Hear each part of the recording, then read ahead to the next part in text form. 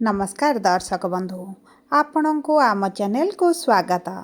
आपणकर जदि मकर राशि होता है तेबे यही वीडियो आपण मानक पई बहुत अधिक गुरुत्वपूर्ण रही कारण यही वीडियो रे आमे आलोचना करिबा आपणकर यही नवेम्बर मास 14 तारिख परठारु आपणक जीवन रे कोन घटित हेबा पई जाउछि कारण यही 14 नवेम्बर परठारु हेबाकु जाउछि एक महापरिवर्तन एवं सही परिवर्तन आपणक जीवन रे किभली प्रभाव पकाइब एही वीडियो रे विस्तृत भाव रे आलोचना करिबा।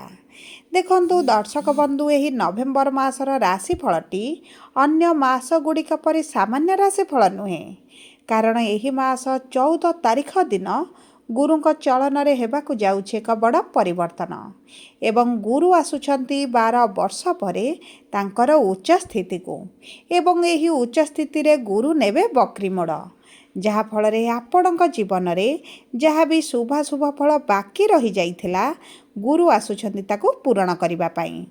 किंतु सर्वप्रथमे जानिबा जे गुरु आपणक राशिर केउ गृहरे रहिबे एवं ता सहित बुध सूर्य शुक्रंकर जो परिवर्तन हेब केउ गृहरे हेब एवं कौन शुभाशुभ फल प्रदान करिवे एही छोट वीडियो रे विस्तृत भाव रे आलोचना करिबा। ता सहित वीडियोर शेष भाग रे जानिबा किछिटा सहज उपाय जहाँ आपणकर शुभाशुभ फल को द्विगुणित करिब। सेथिपाई आपण आम सह वीडियोर शेष पर्यंत जोड़ी होई रुहंतु। किंतु वीडियोटी आरंभ करिबा पूर्वरु जदि आपणकर भी मकर राशि होइथाए एवं आपण भी ईश्वर को आंतरिक भक्ति एवं विश्वास करंती तबे वीडियोटी को लाइक करंतु। कमेंट बॉक्स रे जय जगन्नाथ जय माँ लक्ष्मी अवश्य लिखि दियंतु। ता सहित आम सह जोगाजोग करिबा पई वीडियोर मध्य भाग रे एक व्हाट्सएप नंबर टिए दिया जाइछि जो नंबर सहायता रे आपण आम सह जोगाजोग करी निजर नूतन कुंडली प्रस्तुत करि परिबे कुंडली विश्लेषण कराई परिबे किंबा आपणकर चाकरी विवाह व्यवसाय प्रेम संपर्क शिक्षा स्वास्थ्य को नहीं किछि समस्या रहिछि ताहार सहजरे एवं स्वल्प मूल्य रे समाधान करि परिबे।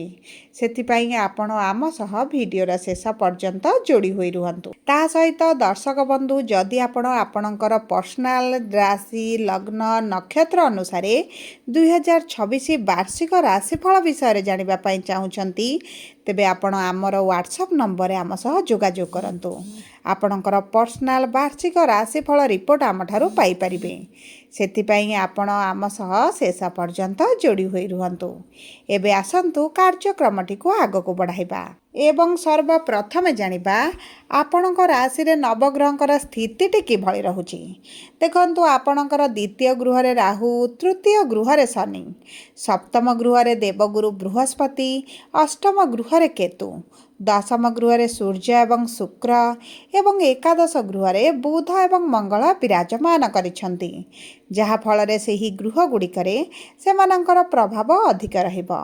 तेबे सर्वप्रथमे आसंतु जानिबा एही 14 तारिख परठारु आपणकर कर्म क्षेत्र किभଳି रहिब माने आपणकर चाकरी एवं व्यवसाय किभଳି रहिब। देखंतु आपणकर भाग्यर स्वामी बुध एकादश गृह रे विराजमान करिछंती एवं दशम गृह रे शुक्र निज राशि रे निज गृह रे विराजमान करिछंती किंतु सूर्य आपणकर 16 नवेम्बर पर्यंत नीच स्थिति रे रहिबे किंतु 16 नवेम्बर परे सूर्य जेतବେଳେ आपणकर लाभर गृह को जिबे आपणकर लाभ को द्विगुणित करिबा आरंभ करिबे। ता सहित देखंतु आपणकर भाग्यर स्वामी जेहेतु कर्मर गृह रे अछंती आपणक कर्म क्षेत्र रे भाग्य भरोसा रे आपण जेकोनोसी निष्पत्ति नेबे आपणक भाग्य आपणक साथ देबो। आपण जदि कर्म क्षेत्र रे माटी बिछंती आपणकर सुना होई जिवो। आपण जदि जेकोनोसी कार्य आपण करिबा पई चाहिबे आपणक भाग्य दुई पाद आगरे आपणक ठारू चलिबो एवं देखंतु एही समय मध्य रे आपणकर नूतन कार्य नूतन व्यवसाय नूतन चाकरी किछि शुभ कार्य किछि बड़ डिसिजन जदि नियंती आपणक पई बहुत अधिक शुभदायक रहिबो। ता सहित शुक्र जेहेतु दशम गृह रे रहिछंती सेठारे मालव्य राजयोग मध्य बनाउछंती एहार अर्थ हेउची आपणक कर्म क्षेत्र रे आपणक मान सम्मान वृद्धि हेबा सहित आपणकर प्रमोशन हो पारे, आपणकर किसी अचिवमेंट मिल पारे, आपणक सालारी रे वृद्धि हो पारे, आपणकर जेकोसी अभिलाष रही कर्मक्षेत्र में शुभ परिवर्तन पाई ताहा आपण एही समय मध्य निश्चित भाव में देखिए।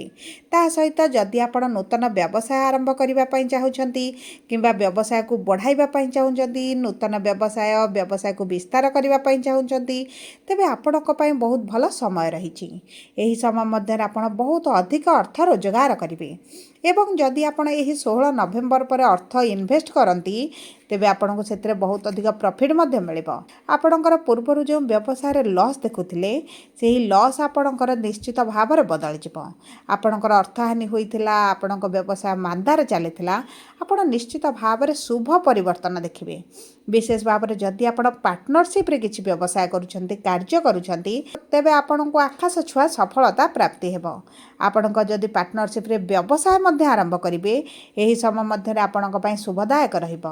देखंतु जदि आपण पुलिस कोर्ट कचेरी रे फसी रही एवं आपण ऊपर मिथ्या आलिगेशन लगाई, आपण ऊपर भूल आरोप लगा जाइए, आपणकर छोट छोट भूल को गाड़ी आपण को अपमानित करा जाउची, आपणकर शत्रु वृद्धि होउछंती, तेबे मन रखंतु एही समय मध्य आपणक निश्चित भाव में परिवर्तन देखा जिवो एवं यही परिवर्तन आपण भविष्य आपण को बहुत अधिक शुभ फल प्रदान करिवो। जदि आमे देखिबा आपणकर आर्थिक स्थिति को तेबे देखंतु अर्थर गृह रे राहु विराजमान होइछंती। यार अर्थ होउची आपण को चालाक चतुर बुद्धिमान कराइबे। अर्थ केउ बाटरे सेविंग करिवे सेही विषय रे चिंता करिवे एवं गुरुकर सप्तम दृष्टि जेहेतु आपणकर राशि को रहउची, आपणकर गृह को रहउची, एही समय मध्य आपण निजर बुद्धिमत्ता लगाई अर्थ को किभली सेविंग करिवे, किभली सठिक भाव में उपयोग करिवे एवं आपणकर जो करज लोन ऋण गुड़िक बढ़ी जाइए पूर्वर किछि दिन हेबा आपणकर जो आर्थिक समस्याटी बढ़ी जाइए ताहाको केभली आपण समाधान करिवे, किभली आपणकर आर्थिक परिस्थिति रे सुधार आनिबे, सेथिपई आपणको मार्ग निश्चित भाव में मिल जिवो। एही समय मध्य आपणकर अधिकांश करज मध्य आपण सुझी पारंती। नूतन इन्वेस्टमेंट जदि चाहूथिले व्यवसाय पई ताहा मध्य मिल जिवो। नूतन लोन जदि अप्लाई करिसेंती आपणक पई ताहा मध्य प्राप्त होई जिवो। एवं देखंतु आपणकर जो मेडिकल रे खर्च हेउथिला, आपणकर अजथा खर्च गुडे जो बढ़ी जाइए पूर्वर किछि दिन हेबो ताहा आपणकर कमी जिवो। सबु परे जदि आमे आपणकर विवाह किंबा वैवाहिक संपर्क को देखिबा तेबे गुरु जेहेतु शुभ ग्रह आपणकर सप्तम गृह रे विवाह गृह रे अछंती, आपणक विवाह पई प्रबल योग बनुछि। जो व्यक्ति मानकर मकर राशि पुरुष हुअंतु वा महिला हुअंतु एही समय मध्य आपणकर विवाह फिक्स होई पारे, विवाह ठीक होई रही पारे, आपणक मन पसंदर प्रस्ताव आसी पारे, आपणकर विवाह निश्चित भाव में होई जिवो। जदि आपण प्रेम संपर्क रे अछंती, प्रेम विवाह करबा पई चाहउछंती ताहा मध्य शुभदायक रहिबो। एवं देखंतु दर्शक बंधु जदि आपण द्वितीय विवाह करबा पई चाहूथिले तेबे मध्य आपणको बहुत अधिक संभावना रही द्वितीय विवाहर। जदि आमे आपणक वैवाहिक संपर्क को देखिबा तेबे संपर्क रे आपण गोटे विराट परिवर्तन देखिबे। संपर्क रे मनमालिन मतभेद झगड़ा जो बढ़ी जाइथिला आपणक परिवार वर्गक हस्तक्षेप हो किंबा आपणकर तृतीय लोकंकर हस्तक्षेप जदि बढ़ी जाइथिला ताहा मध्य आपणक संपर्क रे कमी जिवो। पति पत्नी जदि पूर्वरु अलगा रहुथिले एबे आपण एकत्र होई पारंती, आपणक संपर्क रे पुनर्बार मधुरता आसीबो। उभयंकर जदि पुलिस कोर्ट कचेरी पर्यंत मध्य केस चली जाइछि सेथिरे मध्य आपण परिवर्तन देखिबे। जदि आपण एही समय मध्य गोटे सुजोग नियंती तेबे आपणको निश्चित भाव में आपणक वैवाहिक संपर्क रे शुभ परिवर्तन आसीबो। जदि आमे देखिबा आपणक प्रेम संपर्क को तेबे शुक्र सप्तम एवं शनि आपणकर अष्टम गृह रे विराजमान करिसेंती। ता सहित शनिकर दृष्टि पंचम गृह होछि माने आपणकर साथींकर टिके जिद्दी स्वभाव बढ़ी जिवो, टिके इगो रे रही पारंती। उभयंक मध्य एही भली सिचुएशन को नै किछिटा झगड़ा मनमालिन बढ़ी पारे किंतु आपणकर ब्रेकअप भली परिस्थिति हेबो नाही। आपणक संपर्क रे आपणक प्रेम संपर्क वृद्धि पाइबो, बुझामणा बुझी पाइबो, उभय कोनोसी स्थान को बुलिबा को जाई पारंती। जदि भी आपणकर ब्रेकअप हेई जाइथिला पूर्वरु तेबे मध्य आपणक संपर्क पुनर्बार आरंभ होई पारे एवं आपण विवाह पई मध्य निष्पत्ति नै पारंती। जदि आमे देखिबा आपणकर शिक्षा को तेबे देखंतु आपणक शिक्षा क्षेत्र रे आपणकर कन्फ्यूजन टिके बढ़ी पारे, आपण डाउट रे रही पारंती, शिक्षा रे समस्या आसी पारे, बाधा विघ्न आपण देखि पारंती। किंतु देखंतु एही भली परिस्थिति आपणकर शिक्षा क्षेत्र रे शुभ परिवर्तन पई आसुची, कारण आपणकर एबे जो अलगा दीर्घपति आग्रह बढ़ी जाइछि सेथिरे कम आसीबो एवं बुधंकर दृष्टि जेहेतु रहुची आपणकर जदि किछि परीक्षा अछि, इंटरव्यू अछि, एंट्रांस अछि ताहा आपणक पई शुभदायक रहइबो। किंतु देखंतु आपण एही समय मध्य निज बुद्धि रे जदि किछि शिक्षा ଶିକ୍ଷା ସମ୍ବନ୍ଧିତ ନିଷ୍ପତ୍ତି ନିଅନ୍ତି ଏହା ଆପଣଙ୍କ ପାଇଁ ବହୁତ ଅଧିକ ଶୁଭଦାୟକ ରହିବ। ଯଦି ଆମେ ଦେଖିବା ଆପଣଙ୍କର ସ୍ୱାସ୍ଥ୍ୟକୁ, ତେବେ ଦେଖନ୍ତୁ ଆପଣଙ୍କର ରାଶିର ସ୍ୱାମୀ ହେଉଛନ୍ତି ଶନି, ଯିଏ ଆପଣଙ୍କ ତୃତୀୟ ଗୃହରେ ବିରାଜମାନ ହୋଇଛନ୍ତି ଏବଂ ଶୁକ୍ର ଆପଣଙ୍କର କେନ୍ଦ୍ରରେ ଅଛନ୍ତି, ମଙ୍ଗଳ ତ୍ରିକୋଣରେ ଅଛନ୍ତି, ଯେଉଁ କାରଣରୁ ଆପଣଙ୍କର ସ୍ୱାସ୍ଥ୍ୟ ସମ୍ପୂର୍ଣ୍ଣ ଭାବରେ ସଠିକ୍ ରହିବ, କାରଣ ଶନି ତୃତୀୟ ଗୃହରେ ଶୁଭ ଫଳ ପ୍ରଦାନ କରନ୍ତି। ଯଦି ବି ଆପଣଙ୍କର ପୂର୍ବରୁ ଗୋଡ଼ରେ କିମ୍ବା ହାତରେ କିଛିଟା ସମସ୍ୟା ଚାଲିଥିଲା, ଅସ୍ଥି ସମ୍ବନ୍ଧିତ ସମସ୍ୟା ଚାଲିଥିଲା, ଆପଣଙ୍କର ଆଣ୍ଠୁ ଗଣ୍ଠିରେ ଯନ୍ତ୍ରଣା ବଢ଼ିଯାଇଥିଲା, ସେଥିରୁ ଆପଣ ଧୀରେ ଧୀରେ ଉପଶମ ପାଇବେ।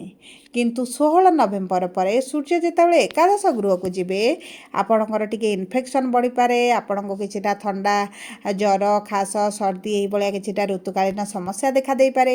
ସେଥିପାଇଁ ଆପଣ ନିଜ ଖାଦ୍ୟ ପାନୀୟର ଦାୟିତ୍ୱ ନେବା ସହିତ ପ୍ରତିଦିନ ଯଦି ଯୋଗ ପ୍ରାଣାୟାମ ଟିକେ ଆରମ୍ଭ କରିଦେବେ, ଏହା ଆପଣଙ୍କ ସ୍ୱାସ୍ଥ୍ୟ ପାଇଁ ବହୁତ ଭଲ ସମୟ ରହିବ।